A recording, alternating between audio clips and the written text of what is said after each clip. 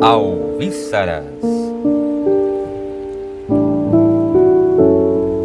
Muito bem, muito bem. Hoje vamos com o prosseguimento do nosso estudo no volume 1 da História da Igreja de Cristo e veremos hoje Santa Helena e sua peregrinação. A horrível tragédia em que Constantino se converteu no carrasco dos seus foi imediatamente posta em relação com o crescimento da influência cristã, que se tornava nele cada vez mais manifesta. Certos pagãos contaram que um egípcio cristão que morava na Espanha teria vindo procurá-lo no meio da sua maior prostração e ele teria dito que aquele que pode absolver todas as faltas se compadeceria dos seus remorsos. E foi então que ocorreu um dos episódios mais comoventes do reino, aquele que múltiplas tradições rodeiam dos mais extraordinários e maravilhosos pormenores: a viagem da imperatriz Helena à Terra Santa e a invenção, por assim dizer, da Santa Cruz.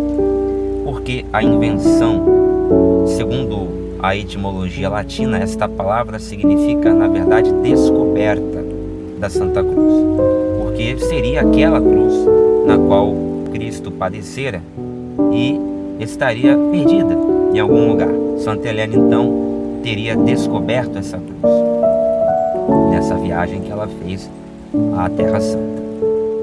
A imperatriz Santa Helena. Todas as aparências são as de uma expiação, ou seja, uma viagem expiatória ou alguma coisa assim. Muito pouco depois de Fausta ter sido assassinada, a velha Augusta embarcou com certeza em Nápoles para a primeira peregrinação feita por um grande da terra. Julgaria ela não estar isenta de responsabilidade na decisão assassina? Quereria implorar para si e para o filho a suprema misericórdia nos próprios lugares onde Deus se fizera carne? Seria por isso uma expiação? Sendo já certamente cristã, senão não faria tal viagem, que na época era sem dúvida nenhuma não muito fácil de fazer. Mas sendo já certamente cristã, embora não se possa dizer há quanto tempo, Helena era ainda aquela mulher enérgica que nem os azares da fortuna, nem as duras provações tinham conseguido abater, e que dera a seu filho o melhor da força que trazia no seio. Tinha então 78 anos. A tradição sobre a situação dos lugares santos estava já então perfeitamente definida. No panegírico de Luciano de Antioquia, martirizado durante o reinado de Maximino Daia, faz-se menção do Gólgota e da gruta que serviu de túmulo a Jesus. Os judeus do tempo, interpretando de outro modo o termo geográfico Monte do Crânio, ou mais conhecido Calvário, que designava a colina descalvada de calcário onde Cristo morrera, contavam que esse lugar era assim designado porque lá fora posto um dia o crânio de Adão. E abro parêntese para lembrar vocês do que nos traz o Evangelho, ou não melhor dizendo o Evangelho, mas o primeiro livro, para ser mais exato, o primeiro livro de Adão e Eva, que na sua sequência vai complementar no segundo livro de Adão e Eva, que vai precisar exatamente que o corpo de Adão e Eva teria sido levado para o centro da terra, que naquela altura, naquela cultura, acreditavam ser Jerusalém. E o corpo de Adão teria sido posto na caverna dos tesouros há muito tempo atrás, onde de lá teria sido levado pelo próprio Noé, aquele mesmo da arca, que teria nascido nessa caverna dos tesouros, com os seus antepassados, com os seus pais, enfim. E quando chegou o momento de todos saírem dessa caverna dos tesouros, Noé teria levado, trasladado esse corpo de Adão para Jerusalém. E aí então o segundo livro de Adão e Eva termina. E não se faz mais menção, não se dá mais detalhes sobre exatamente, precisamente o corpo de Adão teria sido colocado. Ou seja, em Jerusalém sim, mas em que parte de Jerusalém teria sido colocado esse corpo? Não é dito isso. Mas aqui nós, examinando a tradição, descobrimos que, segundo ela própria, o corpo de Adão e Eva, o corpo de Eva, nada é falado sobre ele, mas segundo a tradição, o corpo de Adão teria sido encontrado lá no Monte Calvário. Por quê? Porque, segundo a tradição, o crânio desse corpo estaria ali, no Monte do Crânio, porque esse também é o nome que era dado ao Monte Calvário, o Monte do Crânio, o Monte Caveira, porque seu aspecto pareceria com um aspecto de um crânio. E ali teria sido colocado, segundo a tradição, o crânio de Adão. Obviamente que são histórias, né? São histórias com E, não são histórias com H, mas muitas pessoas e por muito tempo também acreditaram nessas histórias. Porém, essas histórias nos dão a oportunidade de compreender como a igreja primitiva e a igreja medieval interpretava as histórias bíblicas, os contextos, né, que subjazem ali a história contada na Bíblia, ou seja, as entrelinhas. E esse entendimento aumenta ainda mais quando nós lemos também os livros pseudepígrafos, os livros apócrifos, como eu citei aqui dois deles, o primeiro e o segundo livro de Adão e Eva. Mas voltando para o nosso texto, nesse mesmo lugar, no Monte Calvário, ou no Monte Caveira, ou ainda no Monte do Crânio, todos nomes do mesmo monte, nesse mesmo lugar, acaso ou profanação premeditada, não se sabe ao certo, quando se reconstruíra a Hélia Capitolina no templo de Adriano, os romanos tinham rasgado uma esplanada com um bosque sagrado e um templo dedicado, naquela altura, a Afrodite.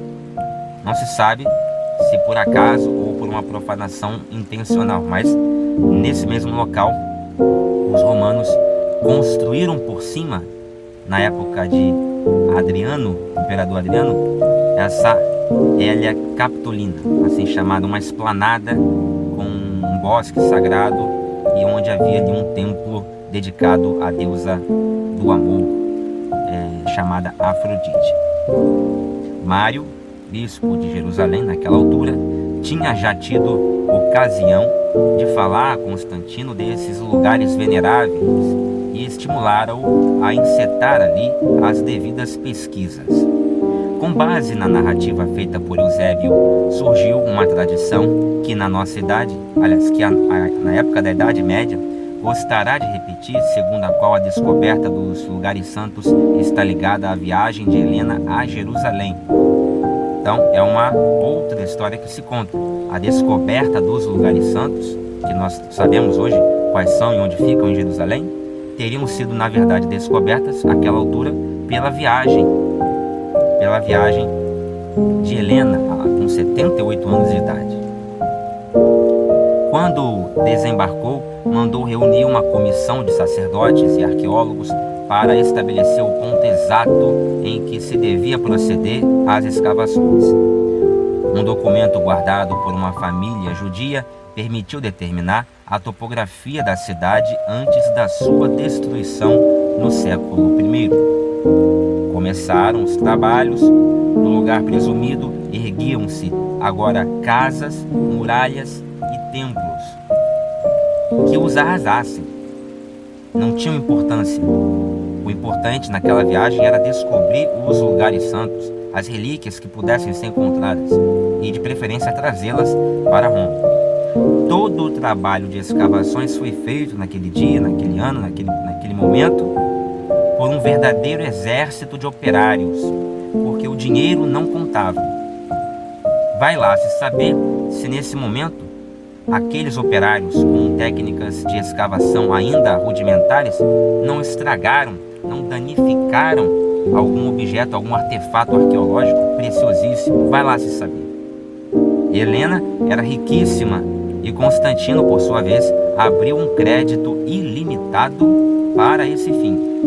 E além disso, por menor sintomático, destinou às pesquisas um curso todos os bens destinou às pesquisas em curso todos os bens da infeliz Fausta.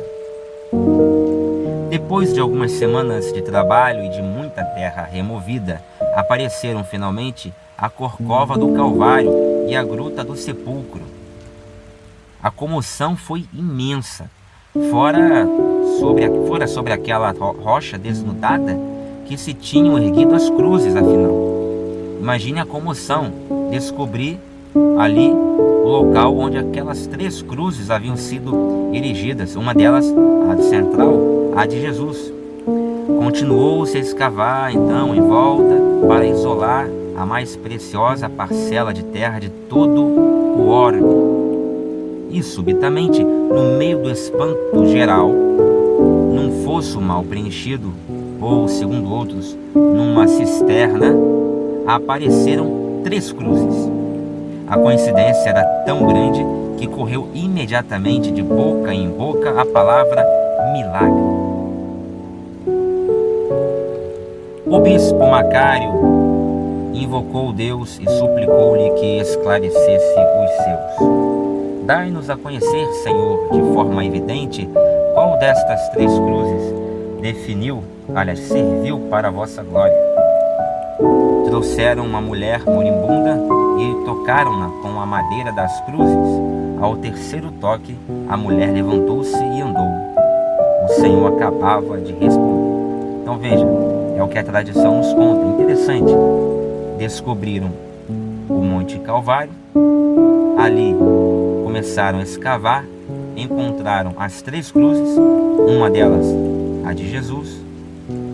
Ficaram muito felizes, eufóricos, entusiasmados, e o bispo Macário invocou Deus e pediu: dai-nos a conhecer, Senhor, de forma evidente, qual destas 3 cruzes serviu para a vossa glória, ou seja, qual foi a usada por Cristo. Ninguém sabia. Apesar de a Bíblia nos trazer que sobre a cruz de Cristo, diferentemente das outras, fora colocada uma placa com a sigla INRI, Jesus, Rei dos Judeus, a sigla significa isso, essa placa aparentemente não fora encontrada. Talvez tenha se desgarrado da cruz, vai lá se saber. Mas quando teriam sido descobertas as cruzes, estavam meio que quase todas iguais. Não dava para saber qual era a de Jesus, qual não era. Então o bispo Macário pediu a Deus que ajudasse a revelar qual era, afinal de contas, a cruz verdadeiramente sagrada.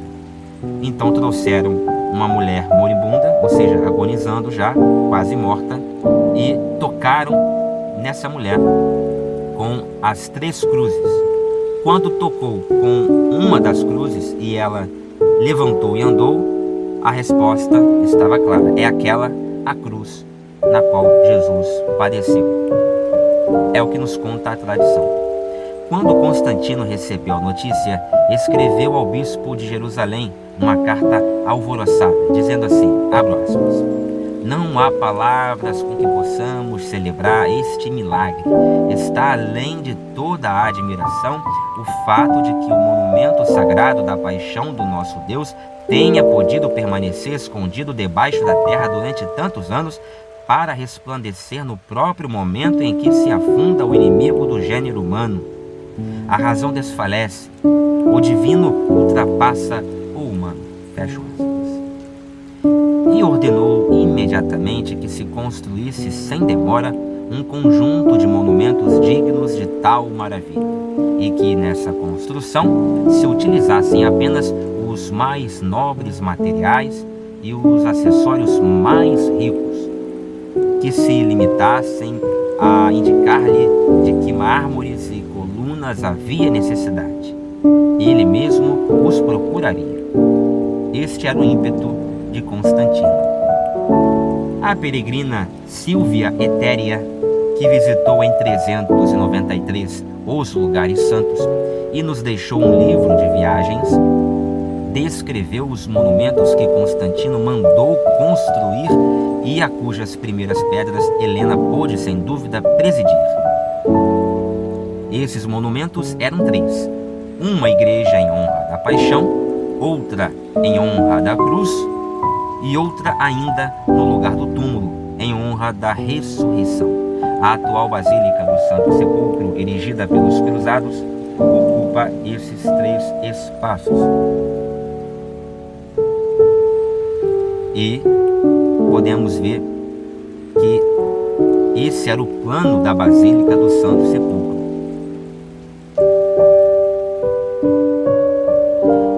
Quanto à própria cruz, Helena dividiu-a em 3 partes, uma para Roma, outra para Constantinopla e a terceira para Jerusalém. Mas o fervor dos cristãos por essas relíquias era tão grande que logo se espalharam numerosos pedaços pelos 4 cantos do mundo. Veja, a Santa Helena dividiu a cruz em 3 partes. Esquisito isso. Você pega a cruz de Cristo, né, que teria sido encontrada, e passa o serrote no meio, dividido em 3 partes, como se nada fosse. Estranho, muito estranho. São Cirilo de Jerusalém, escrevendo em 347, isto é, uns 20 anos ali depois da invenção, e somente 12 após a dedicação das igrejas, ali em 335, atesta claramente a existência do culto da cruz, a sua descoberta no tempo de Constantino e a dispersão dos seus fragmentos.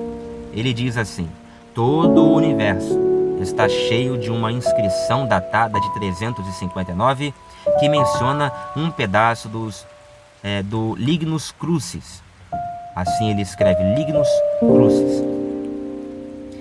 Se não podemos fixar historicamente o papel da imperatriz Helena na sensacional descoberta, o essencial do fato é admitido no fim do século IV por espíritos tão criteriosos como Santo Ambrósio, São João Crisóstomo, São Paulino de Nola, Sulpício Severo e também Rufino. E a Igreja, ao canonizar Helena, associou definitivamente o seu nome à invenção da Santa Cruz.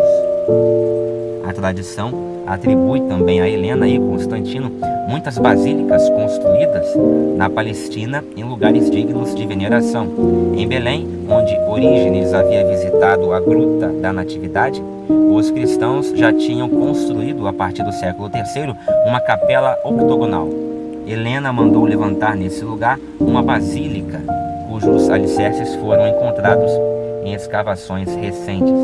Na colina da Ascensão, no Monte das Oliveiras, Constantino mandou começar a edificar a basílica chamada da Eleona.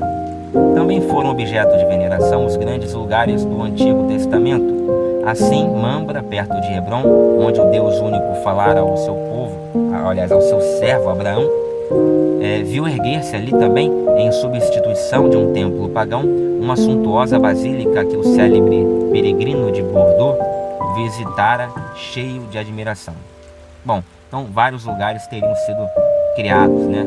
Lugares para culto cristão a partir dessa visita, dessa viagem expedicionária de Santa Helena. Cumprida a sua tarefa e também a sua expiação,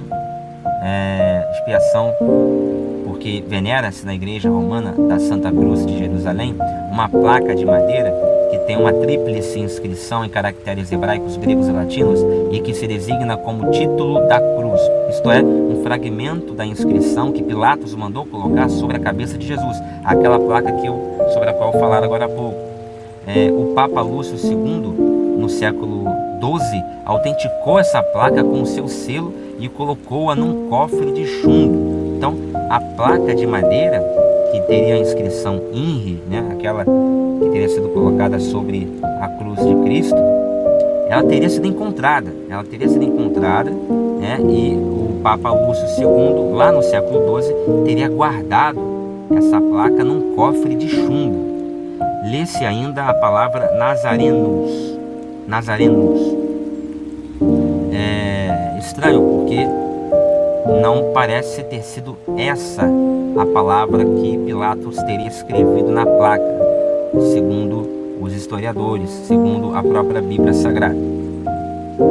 A peregrina Silvia Etéria declarou tê-la visto em Jerusalém no ano 393.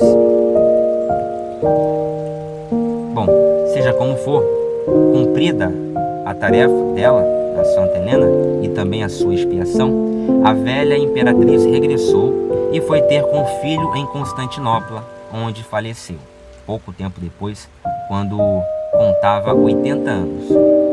Constantino soube honrar a sua memória. Ordenou que lhe fosse erigida uma estátua gigantesca, que a sua cidade natal de Drepane passasse a ter o seu nome, e que a própria província fosse, de futuro, denominada Helenopontus. O palácio Cessoriano, em Roma, onde a Augusta costumava residir, a 2 passos do Palácio de Latrão, que havia sido dado ao Papa, foi transformado numa basílica e abrigou com a querida relíquia da cruz o sarcófago de Pórfiro, onde foi depositado o corpo da imperatriz. Chama-se atualmente Basílica da Santa Cruz de Jerusalém e desde então passou a ser em Roma o símbolo, a imagem tangível dessa outra basílica que cobria o túmulo de Jesus na Cidade Santa. E é desde então que data o hábito de associar as principais igrejas romanas à memória dos principais lugares da vida do Senhor.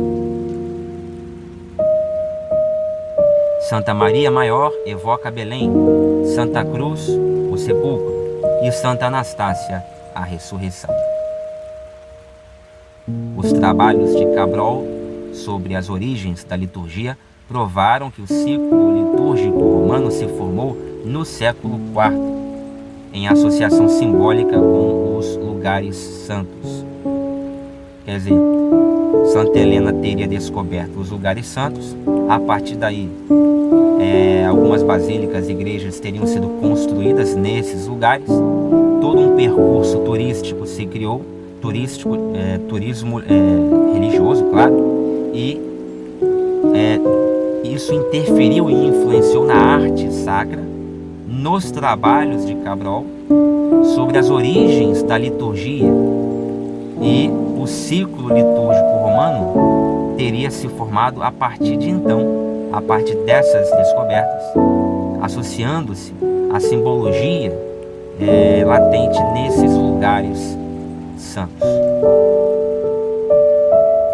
São as estações, assim chamada, de que fala a liturgia da Igreja Católica, e cujo comovente simbolismo liga assim a oração dos cristãos de hoje a muito antigos preitos de fidelidade.